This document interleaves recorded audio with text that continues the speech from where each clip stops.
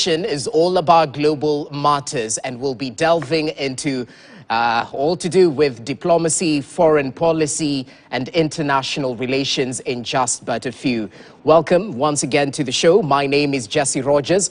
I hope you'll have a fantastic day, but as you get to kickstart your day, we're here to inform you about the latest news making headlines. Before we get to matters global, we'll definitely take a look at what's making headlines on the local scene, touching on what's fresh off the press. Kenya's bold newspaper, The Standard, The Daily Nation, People's Daily, Taifa Leo, just to get you adequately informed about what's making headlines so you can start your day on an informed basis. So let's kickstart the press review in one or the other, taking a look at what's happening in the dailies before I get to introduce my panelists.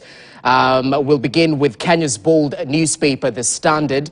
This is the headline on today's edition of Kenya's bold newspaper, all to do with the changes done by President William Ruto just yesterday evening, all to do with the new spy master, Noordin Haji, an insider in Uhuru's coterie of trusted allies who quietly transitioned into Ruto's camp ahead of last year's polls, lands the National Intelligence Service boss's job, replacing Philip Kameru, who is retiring after serving 2 terms. Page 4 has more details on the change of guard at the National Intelligence Service, but interesting to note the DPP, Noordin Haji, who of course Parliament will vet his credibility to this particular position. But it's proper to note how interesting of a tenure he's had as the DPP. Most recently, we can remember some of the cases that were dropped, some of the high-profile cases that were dropped. And a little bit later, we definitely saw his appointment right there. So interesting developments covered on page 4. Find out more details on why President William Ruto went with Noordin Haji as a new man in charge of the National Intelligence Service. Apart from that, all to do with the axe that fell on KEMSA and some of the Ministry of Health officials, where we have a special report on pages 6 and 7 of the Standard, The KEMSA Mess, as it's titled. A day after President William Ruto sent managers and board members packing, we reveal how the scandal-ridden authority has paid millions of shillings to more than 350 employees who were locked out of office in Uhuru-era purge 19 months ago. And they have an anatomy of rot. They've broken it down. The warning shot that Ruto fired in terms of his tough action to put the accounting officers on their toes. Why heads rolled? Find out more details on page 6 and 7 onto what exactly sunk Kenya Medical Supplies Authority bosses. Wasted man hours, the riddle of 400 workers blocked from accessing the office, and issues to do with accountability as the opposition leader demands accountability from the Health CS. So more details on the mosquito net scandal, 3.7 billion shillings.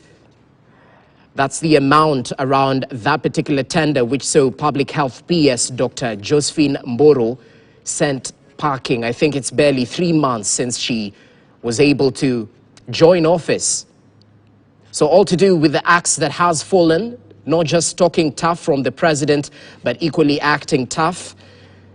We'll get to discuss that because this news broke out last week and we had the same panelists right here.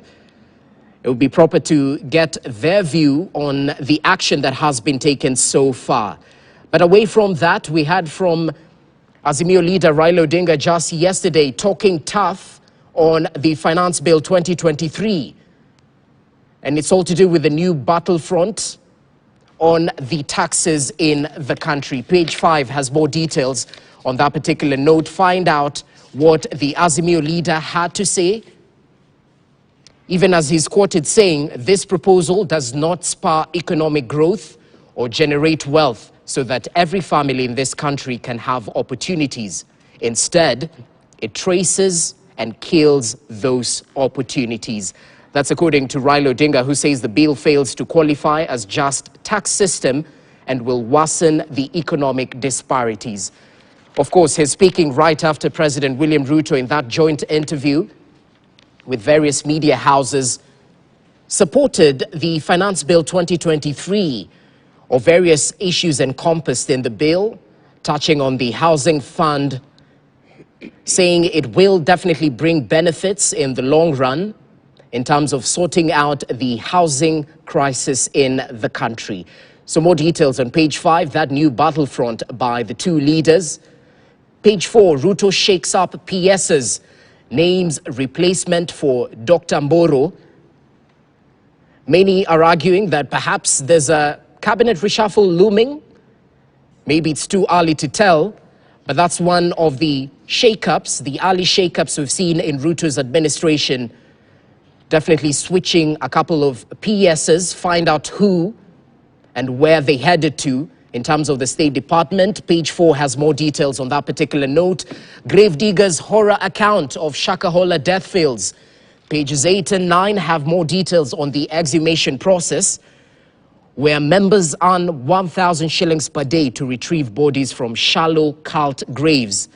And they say the job drains them physically, emotionally, and spiritually. Page 8 and 9 has more details on that particular note. Even as the government still insists that area is locked out to the public as they continue with the post-mortem and out-to-sea processes, even as the embattled preacher Mackenzie is still in police custody as investigations continue. So that's what you can expect in today's edition of The Standard. Make sure you grab yourself a copy of Kenya's Bold newspaper so you're adequately informed about what's making headlines. Over to the Daily Nation, real quick and fast. KEMSA paid farms 870 million shillings in a rush. More controversy centered on the Medical Supplies Agency, where those payments that were done in a rush started in July 2022 and continued till October after the polls. Well, the Nation has more details on yet another controversy beleaguering KEMSA, days to the August 2022 general election, and amid slow business for anyone who is not in the business of campaigns. It was raining money for a handful of contractors hired by KEMSA to import personal protective equipment, PPEs, at the peak of the COVID-19 pandemic 2 years earlier. KEMSA paid 4 companies $500 million shillings in a series of payments whose controversy could once again invite anti-graft detectives to a government institution that has been plagued by procurement scandals over the years. Pages 4 and 5 has more details on who exactly benefited which company, and we have the pictorials right there, all to do with that 870 million that KEMSA paid to COVID suppliers before the 2022 general election. Foul play? Find out more details on page 4 and 5. Away from that, Haji nominated to replace Kameru as new spy master. Page 11 has more details on the change of guard at the National Intelligence Service. There was no handshake talk, Raila says, of chance meeting or meetings with President Ruto. And of course, the talk in town was on the speculation whether a political truce is in the offing. But according to the two gentlemen, that was a meeting of chance. And Azimio chief just yesterday piled pressure on the government over the tax proposals in the finance bill, threatening to mobilize Kenyans to reject it if passed in the National Assembly. So his message to Kenya Kwanza: in case you pass it, since you have majority numbers in Parliament, we will be heading back to the streets in order to protest against the tax measures in the finance bill. Find out more details on the political landscape in the country. New faces at Health Ministry as Ruto shuffles 7 PSs. Page 11 has more details on the PSs that have been reshuffled. including Jonathan Mweke, the former deputy governor in Nairobi. He's been moved from the sports to the livestock ministry, including other PSs. Their pictorials are right there, so make sure you're adequately informed about the 7 PSs who have been reshuffled following that particular scandal that rocked the Ministry of Health. So those are some of the stories covered on the Daily Nation. Make sure you grab yourself a copy. We've just perused through the front page. But crossing over to Business Daily, all to do with economy matters. What's making news today? Banks in poor financial health rise to 13 in a year. Central Bank did not name the affected banks, and 8 banks posted losses, up from 5 in 2021. That's on the front page of today's edition of the Business Daily. Even as civil servants get 17.7 billion shilling pay increase in new budget, all to do with remuneration. Even in the midst of cutting back costs within the government, the wage bill seems to be going up in one way or the other. More details right there on the remuneration process. Make sure you grab yourself a copy of Business Today. Those are some of the stories making headlines.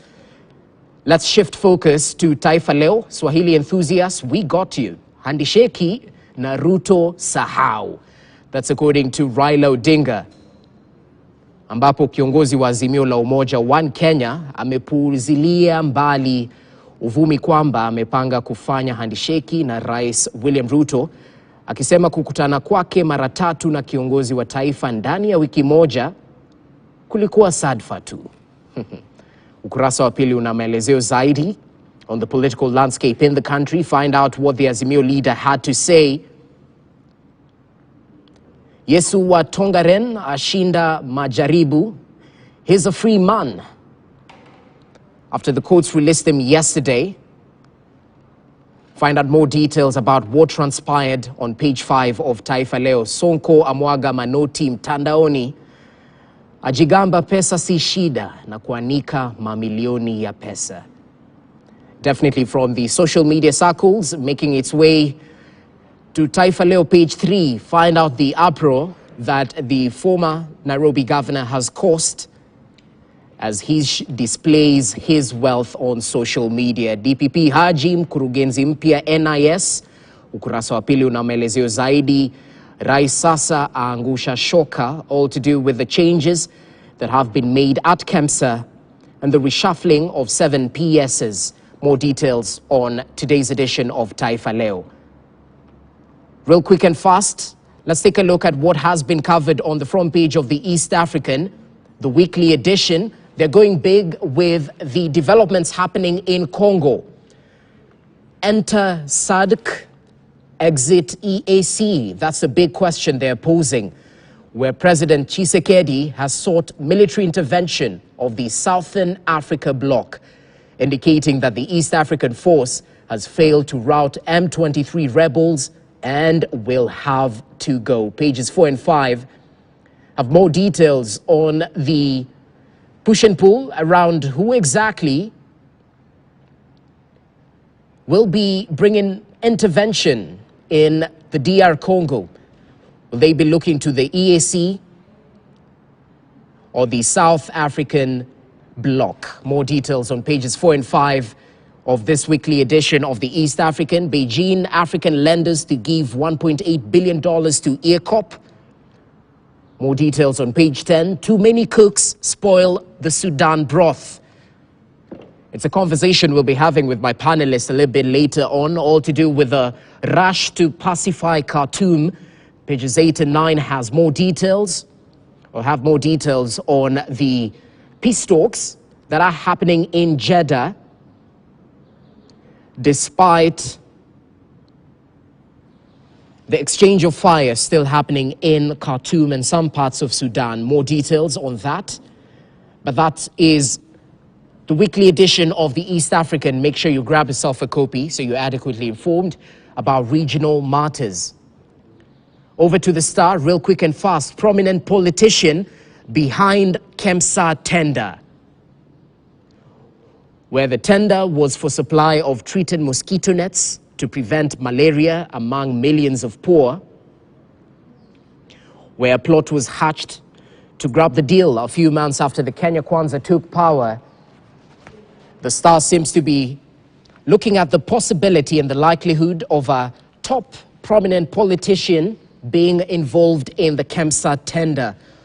Pages 4 and 5 have more details on that particular scandal that has rocked the Medical Supply Agency. A pictorial: Trans Nzoia Governor Natembeya slashes daily levies by half. More details on the latest from Trans Nzoia County. Tales of Shakahola Mtumishi who dumped husband and Mzungu for Mackenzie cult. Pages 14 and 15 highlight the tales of Shakahola and the brainwashing, perhaps, that was happening in the run-up to the unfortunate incident that has played out right there in Kilifi County. Ruto reshuffles principal secretaries in 6 ministries.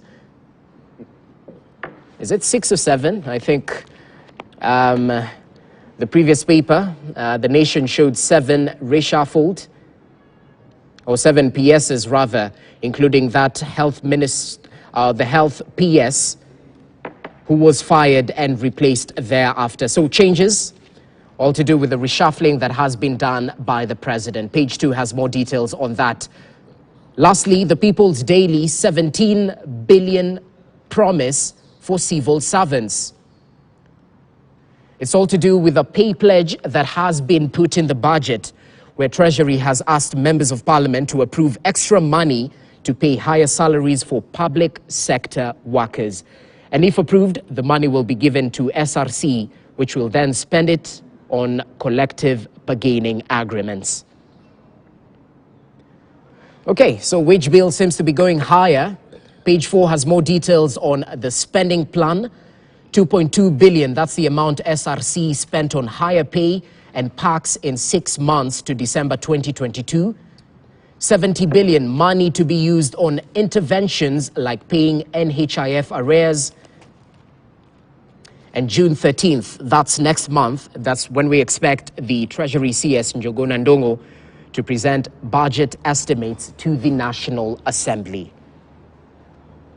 All right, that's what you can expect in terms of the big story on the People Daily. How Education Ministry plans to spend its 135 billion shillings, where the bulk of the money will be used to pay salaries and ensure learners who sit national examinations transition to the next level.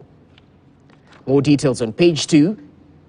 Even as some 998,620 learners are not covered under the free day secondary education program.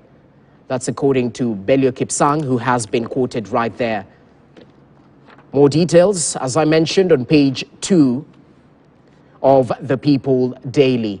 So that's what you can expect in today's edition of the Dailies.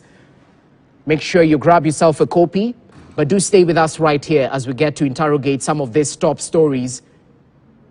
Of course, with my panelists right here, and as I mentioned, it being a Wednesday, a little bit later on, we'll delve into global matters.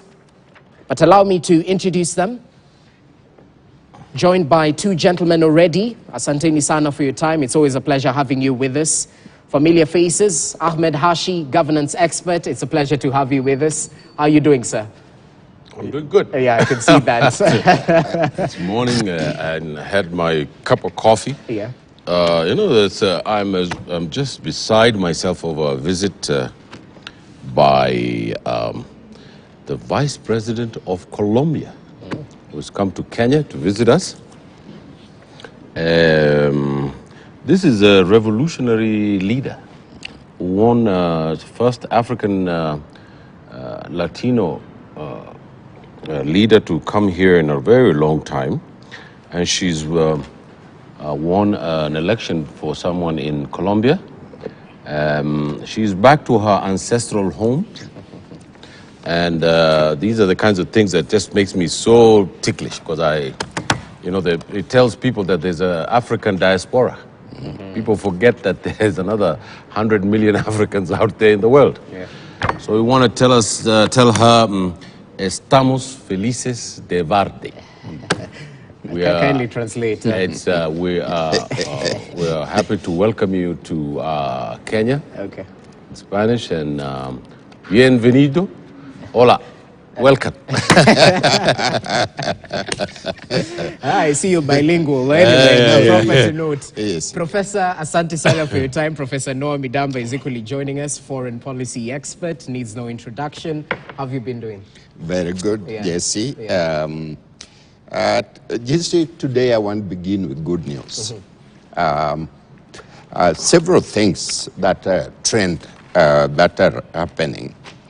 One is that it seems to me that congratulations to both President Ruto and Honorable Raila Odinga.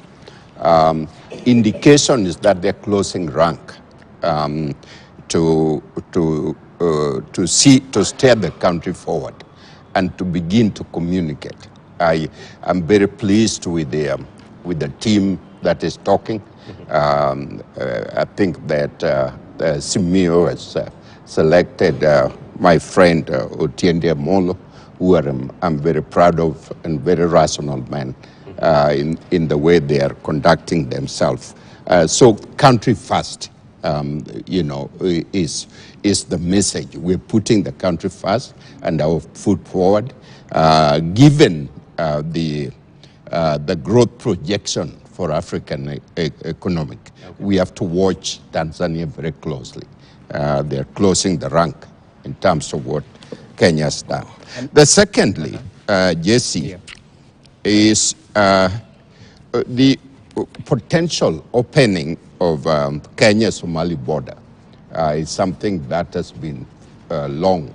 The more we do that, so that Somali is part of the East Africa community, and then we can deal with the long-term issues, which is Al-Shabaab, and then all the border, and iron out the issues on the Indian Ocean, because they're really bad people from the Middle East and others that are coming to interfere. Lastly, the next one is removing the cancer board. The president needs to do this more. Send a powerful message, and the court system needs to take the role and make sure that these people end up at committee and other places where they belong. You cannot play around with the Kenya taxpayer the way these people have done and deny the children net, for God's sake, in mosquito nets. Lastly, I want to congratulate my friend, Professor Kiama of University of Nairobi. University of Nairobi is the only one that is in the World Center for World Ranking out of 2,000 universities. And therefore, we want our university to do well in all the areas: quality, employability, quality of faculty, and overall education. That's what we're looking forward to. Well, that's a proper introduction, and it perhaps gives me something to talk about. Hashi, did you see the political developments that played out over the weekend? At first, it was exchanging jabs during the burial of Mokami the late. Later on, it was signs of a truce in one way or the other, even though they are denying there will be a political handshake. What do you make of the political developments, briefly, that we saw happen? Well, I can promise you that the political landscape in this country is going to change so much that people will not know what they did during the election. I can't help but to be blunt. I think it's probably the camel milk that I grew up with. And I think the landscape is going to radically change, and I think it's good for this country. I've always been a proponent of the parliamentary system of government. Because that is, we're a British colony, and our heritage, our political heritage, has been the British system of government. Now, the only thing that our leaders were supposed to do was to create a nation first, before so that we could all fill these parliamentary seats, whether you're from Baringo or Ngong, it would not matter. But, you know, they took a different route, and now we're all suffering from it. But in time, it will change.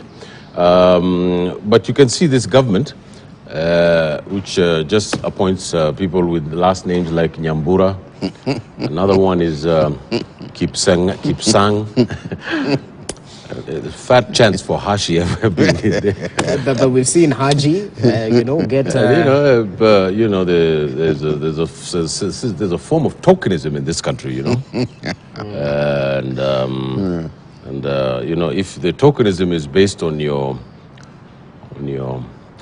acceptance of the political culture of saying yes, that's what we need to get away from. So if you say yes, you're in the team.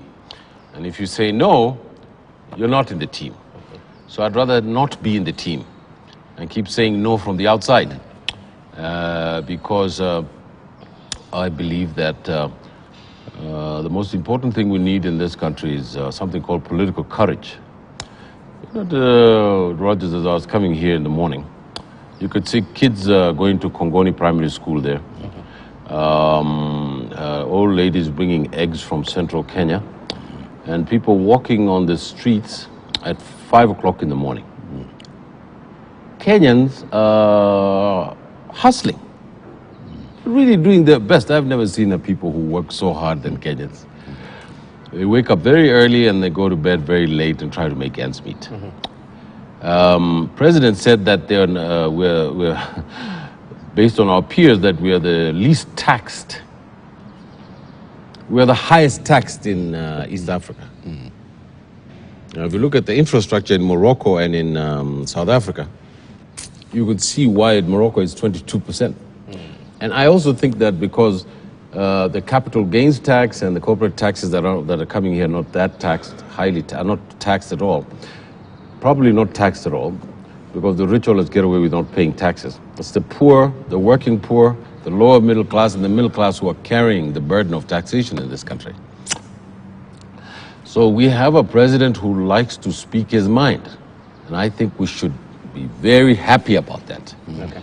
Because there's one guy who I could never figure out was President Kibaki. I mean, when you're with him, and I've met him many times when we were moving into the coalition government at Harambee House, he's a very amiable guy, and I still believe he's the best president we ever had in this country, even though in the beginning I fought him a lot. But I also think that it's good that President Ruto is speaking, so that the nation can reply to him in the form of our forums, civic forums, in the form of our intellectual leaders, our thought leaders. So I think that the office of the president is a very critical institution in this country. And the deputy president is part of the office of the president. There is no independent deputy president. It's the office of the president. And I saw at the meeting of Mama Kimathi, and I want to send my condolences, my deepest condolences to the Kimathi family, because my family was involved in the struggle for the Land and Freedom Party in this country. And so I'm sensitive to it. Okay. And I think that this country should be able to, once and for all, stand up and give something to its freedom fighters. Because, we have become jaded. We have become very, very jaded about our past. The people like the great Ochieng Aneko, one of my role models. The Dedan Kimathi's wife has passed, even without the state building her home, even without her, all the things that she stood up for her husband. She lost her husband. Her husband is buried in Kamiti. They hanged that man, and his body is still there. It hasn't been taken out. So the first thing the state needs to do is to exhume that man's body and give him a state funeral. This is very important because if we don't create the totem poles of our nation, if we don't create the ideas about what we are, the generations that are going to come are not going to be able to say anything about the past in a way that is, literate.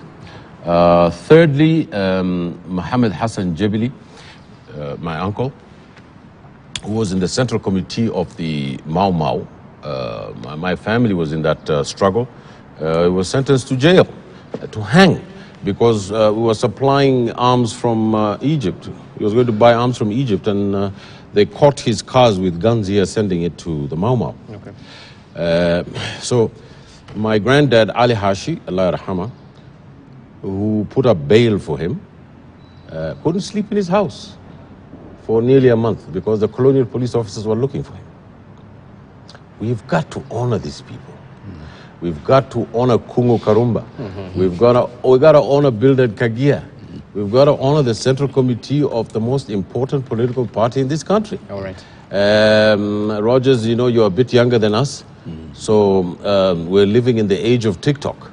And people do not understand the pain and the suffering that this country went through. And it is all of Kenya that went through this thing. The trade union movement, in the Rift Valley, the genocide of the Kalenjin community by the colonial system. If you remember Colonel Maitan Haga, I don't know if you remember that guy, who called in the leaders of the Nandi community and cut off their heads. Every community in this country paid a price for the freedom of this country. Right. And one of the things that if we don't know how to honor these people, we will be lost. We will be lost. We didn't get independence in this country by telling the British to go home. We forced them to go home. Jesse, I want to just follow up on what Hashi is saying here. I spend a lot of time in Western capital, whether it is in the UK or the US and others. And every single space, every single time, if you go to Washington Capitol, you see Lincoln Memorial, you see George Washington, you see all the struggle that create American independence. In Europe, statues from the beginning you are finding on the park.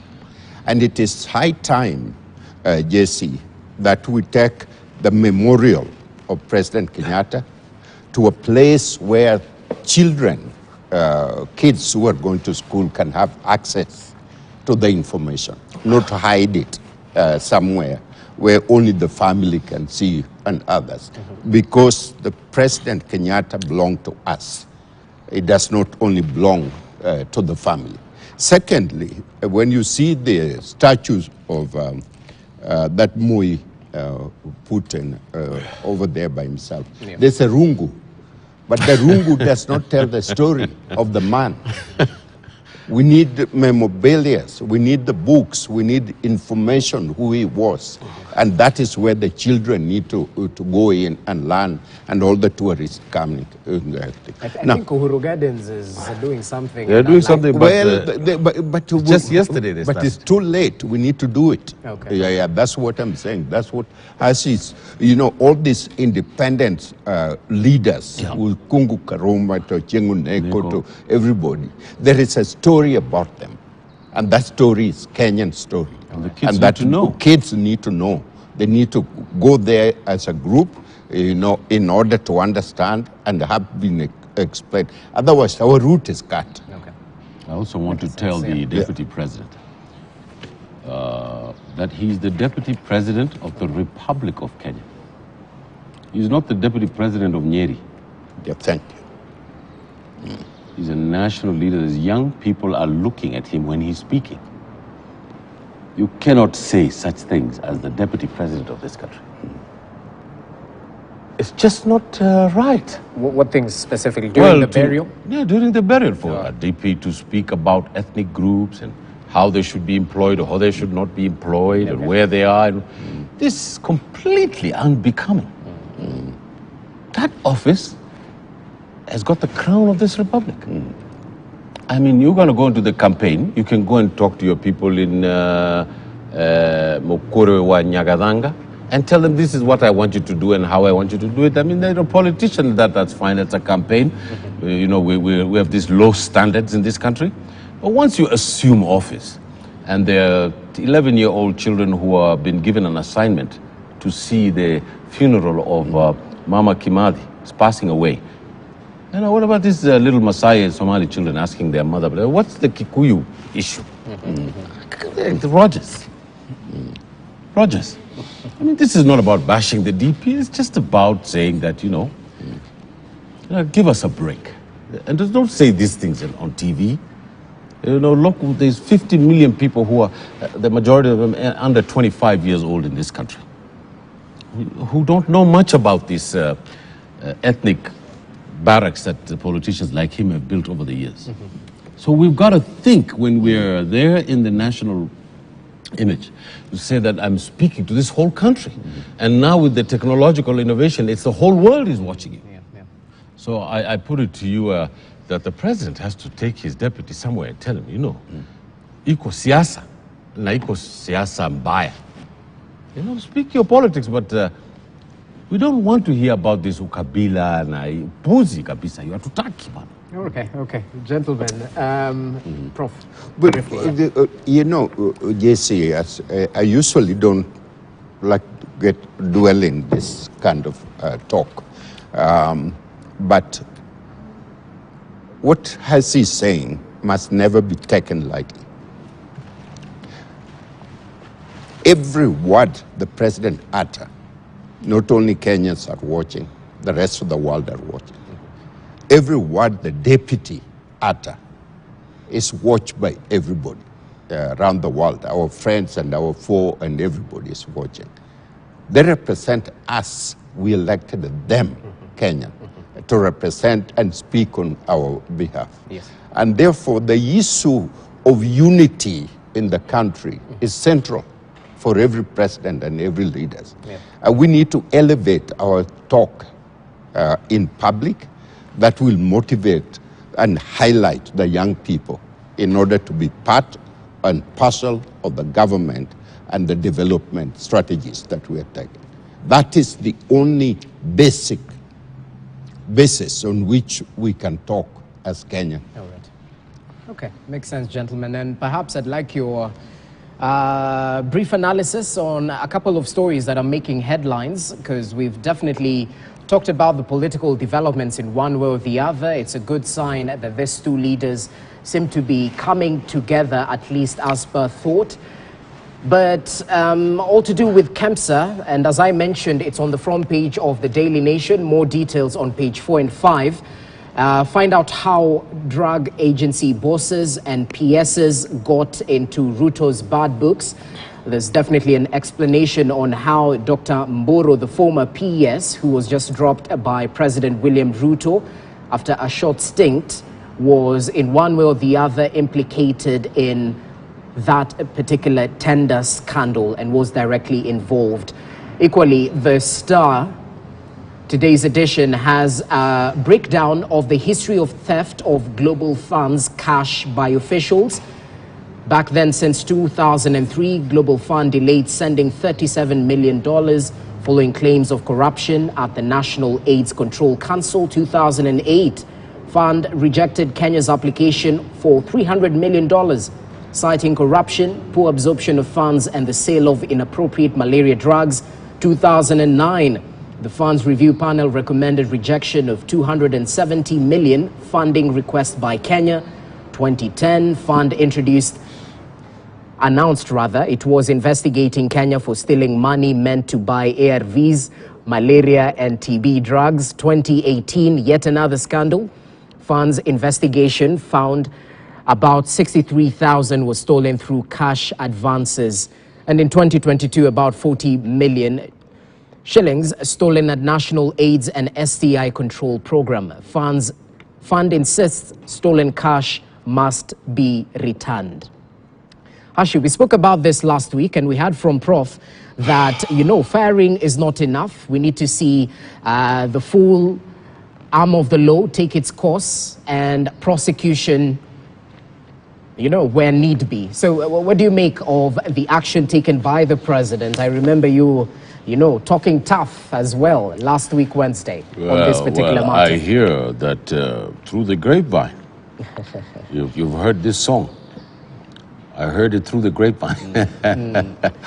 So I heard through the grapevine that powerful intervention of the panel here, outraged as we are about what is happening. The powers that be in this country happen to be drinking their tea.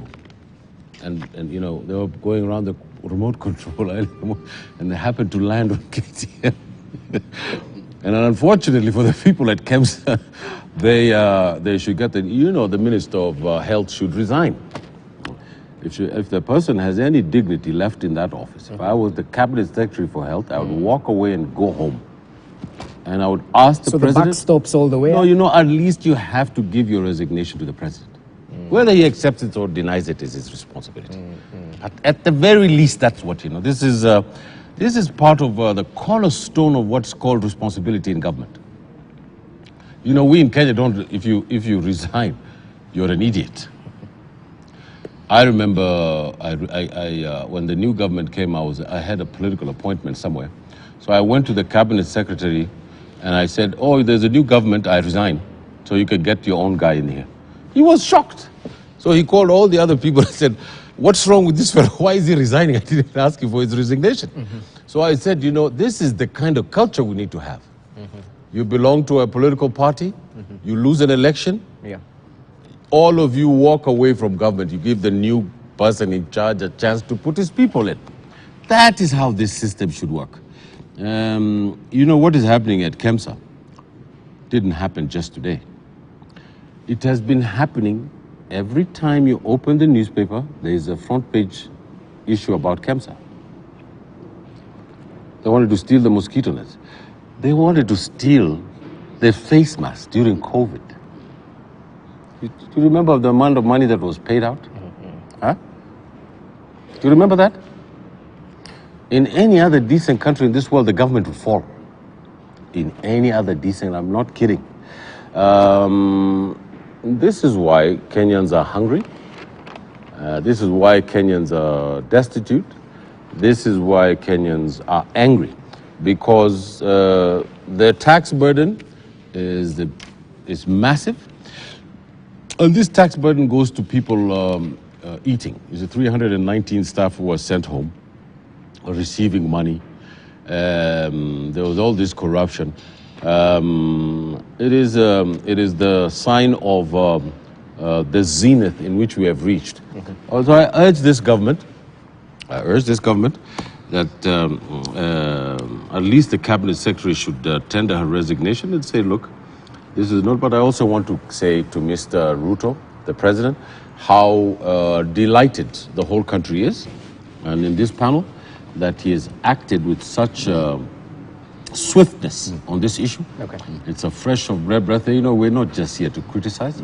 We're here that when he does the right thing, when the government does the right thing, we say it. When they do the wrong, we're not in any political party. In the campaign, I was in the blue. You remember the blue party? But when I come here as my national self.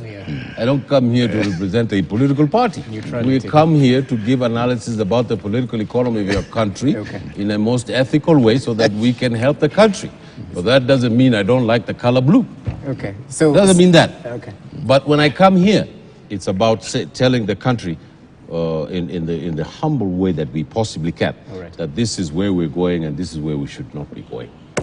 Interesting. Allow me to appreciate the presence of Muliro Wilfred, who's just joining us. He's a research fellow at the Global Center for Policy and Strategy, GLOCEPS, and in extension, an international relations expert. Asante sana for your time. Karibu. Thank you very much. It's a pleasure to have you with us.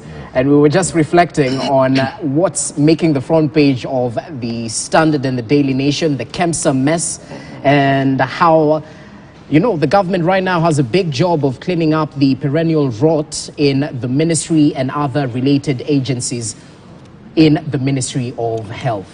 People of Western Kenya criticize me because I have not said hello in their language.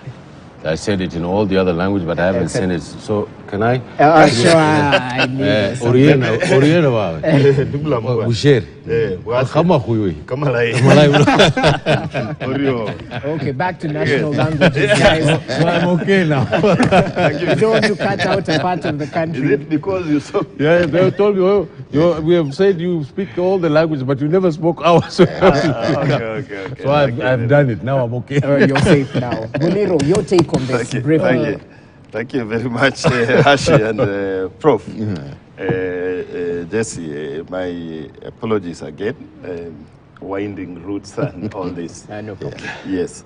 So I think, as my colleague was saying, if you look at any time you cross the path of the so-called negotiators for placement of people in employment, especially politicians, I've had time, you sit with them in social places and you will hear that I'm doing something to fix my child in KEMSA, or I'm doing something to fix a relative in KEMSA. That tells you something about KEMSA.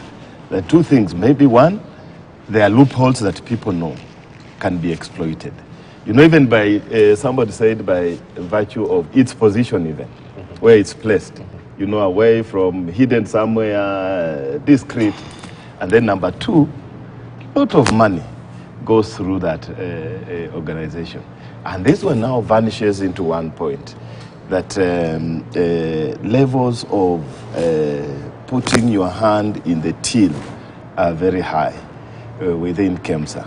And I think, as Hasha said, with our right hand, we thank the President for the speed by which he has moved to set as an example. We can even say, Prof, that maybe this is the first indicator of a scandal in his government. So he needs to use a very heavy hand to send a message. But with the left hand, again, we bring in our criticism. And as I think the leader of the opposition said yesterday, what's the role of the cabinet secretaries in this government? It looks like the president is carrying the entire burden, from even recruitment of junior staff within the ministries to responsibility. We expected the cabinet secretary to be the one breathing fire. Would have seen that earlier, to be the one making the changes.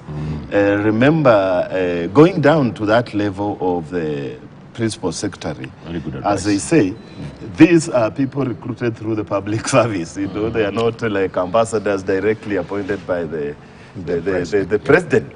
And so they are answerable directly to the cabinet secretary. And we expect that fire to be there, so that it doesn't look like, Jesse, it is maybe politics. You know, you are using that indicator of corruption to play politics, clean your image, and let the people know that I'm no nonsense on politics. But we expected this. At this time, if I were working within this government, I'll be very careful. For one reason, that one, the government is on what, Prof, in foreign policy we call the foreign policy of survival.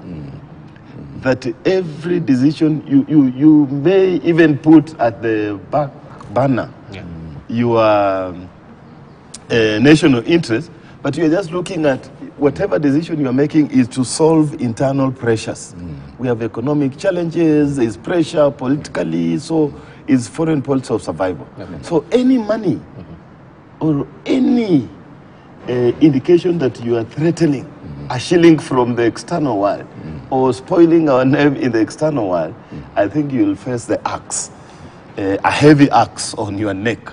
And I think that's what the president is doing. And members of his cabinet and people in this government must be careful that at this time, the government is looking for every coin and is really delicately handling its external image for the purposes of attracting more resources.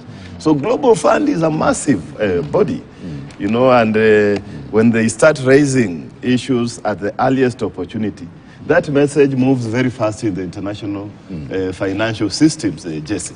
So just like the way Hash always says that I put it to you that at this time, it is very, very early for anybody to try to adjust, even if it is for the positive reasons, to adjust tendering, to make it look like it is a hodgepodge, the tendering system, especially in the eyes of the international community. Okay.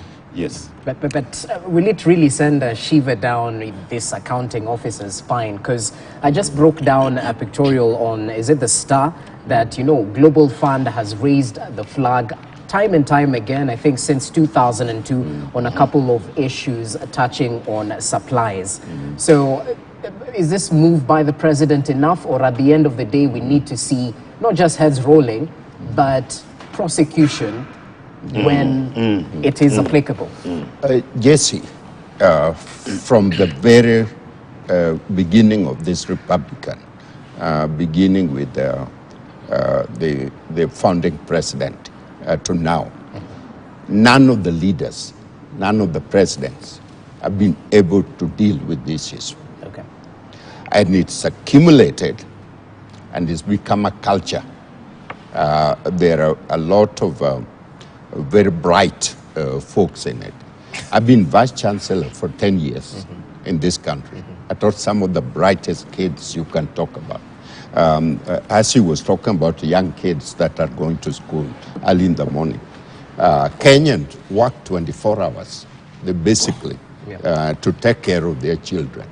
We work, in my salary, I remember, 30% of my money was taken for taxes. Now it's going to 35%. If you are going to tax a fellow at 35%, the question is, does this fellow or this lady has a say in what you do with their tax? In the Scandinavian, from Sweden to Norway to everything, there is heavy taxes in Scandinavia. But education is free, healthcare is free, housing are available. They are the most happiest people in the world. So people don't mind paying more taxes, so long as they're sure that their tax is going to provide the services for them and their family. In the East Asia country, what we call the economic giant of Asia, they didn't come overnight, just like that.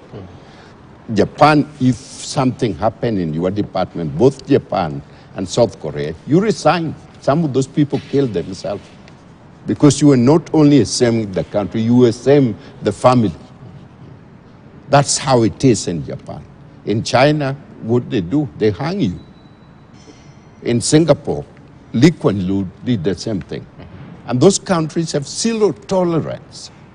And so the president has two major tasks on his hand, JC, as far as I'm concerned. Yeah. First is uniting the country so that we don't hear the name Muliro, the name Chieng, the name Hasi, but Kenyans are working together. Now, the next biggest task is to deal and wrestle this corruption down to them. So it doesn't matter, your friend, your relative, if they're corrupt, then deal with them. Okay. Then we need to have the judicial. We don't know why we are appointing all these judges and all that kind of thing. Where are they? These folks need to be at committee. Someone like Sonko should never have been released to become a governor. No, I'm sorry, but I have to say it. That should never have happened in this country.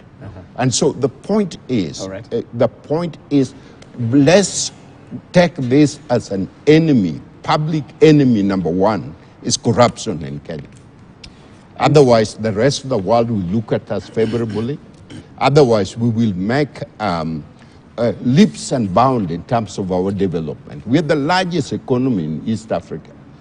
We are the leader. We are the innovative. Kenya is the most innovative. Projection is Tanzania is going to grow at 7%. Yep. And natural gas in Tanzania is going to make it one of the richest countries in East Africa. And then if you multiply by innovation, they will move to the top. Correct. And Kenya will slide back. And therefore, will be my pride, Jesse, for 3 years from now, to say President Ruto has arrested corruption in Kenya. Interesting. Well, the wheels of justice grind. At times, they grind slow, and that's been a criticism fronted towards the justice system. But they equally mention, you know, the case is only as strong as the evidence provided by those prosecuting the case. So at the end of the day, so much emphasis will be lying on the new entrant at the office of the DPP. So we'll definitely get to talk about that even as we take a short break right now. Remember, you're watching Morning Prime. We're just evaluating some of the top stories that you can expect in today's dailies, what exactly is fresh off the press.